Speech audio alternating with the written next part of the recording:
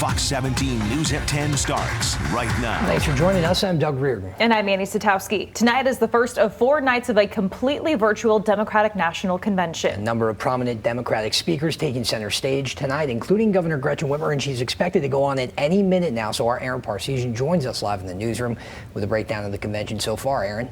Yeah, Doug and Andy, the theme of tonight is We the People, with focus on 3 issues facing Americans right now: racial inequality, the pandemic, and the economy. Governor Whitmer slated to talk about COVID-19 at any minute now. That discussion was kicked off by New York Governor Andrew Cuomo a few minutes ago, who attacked the Trump administration's handling of the pandemic. COVID is the symptom, not the illness.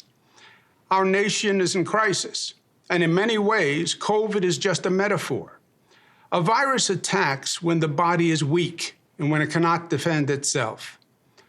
Over these past few years, America's body politic has been weakened. The divisions have been growing deeper: the anti-Semitism, the anti-Latino, the anti-immigrant fervor, the racism in Charlottesville, where the KKK didn't even bother to wear their hoods, and in Minnesota, where the life was squeezed from Mr. Floyd. Only a strong body can fight off the virus, and America's divisions weakened it. Donald Trump didn't create the initial division. The division created Trump. He only made it worse. Whitmer set to take the virtual stage right now. Let's send it over to her. Since the Great Depression, the auto industry on the brink of collapse, 1 million jobs at stake. But President Obama and Vice President Biden didn't waste time blaming anyone else or shirking their responsibility.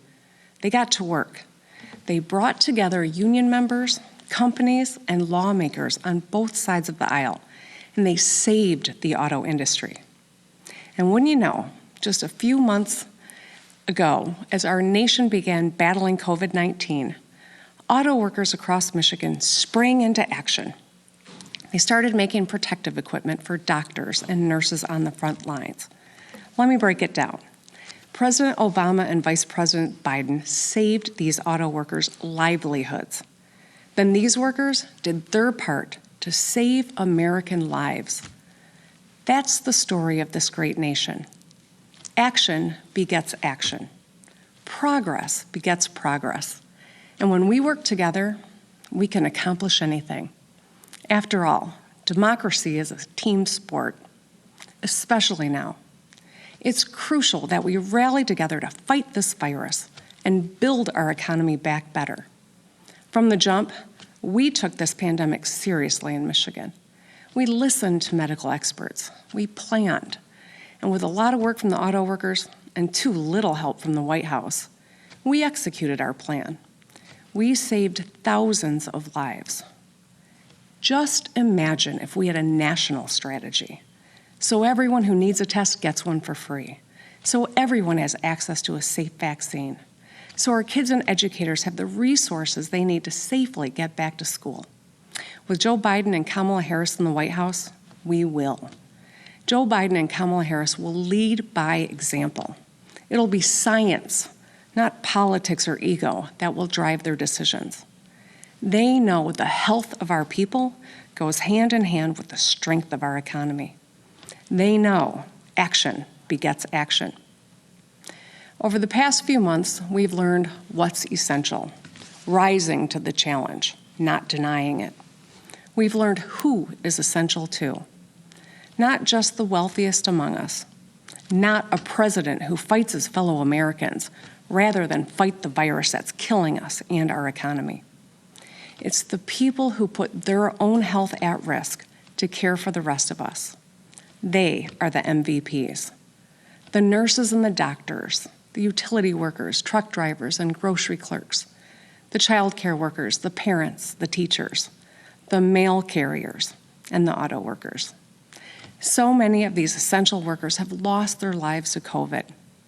Nearly 1,000 healthcare workers, more than 170,000 people across America, including a 5-year-old girl named Skylar from Detroit, whose mom is a police officer and dad is a firefighter.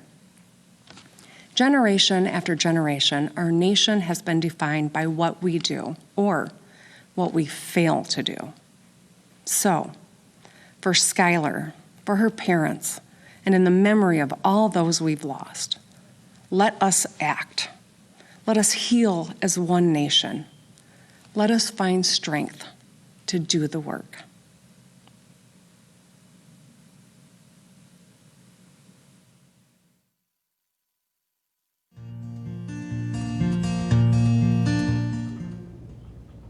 So you heard the governor there calling for a unifying message in the time of this pandemic, also giving a thank you to the workers and remembering victims of the coronavirus at this time. She also took time to criticize the Trump administration in the lack of national plan when it came to handling the pandemic, but said they did a great job here in Michigan. We're going to have a full recap of what she spoke coming up later today. Republicans, meanwhile, in the state already going on the attack here, holding a conference call earlier where they criticized Whitmer's handling of the pandemic and her nursing home policy they say cost lives.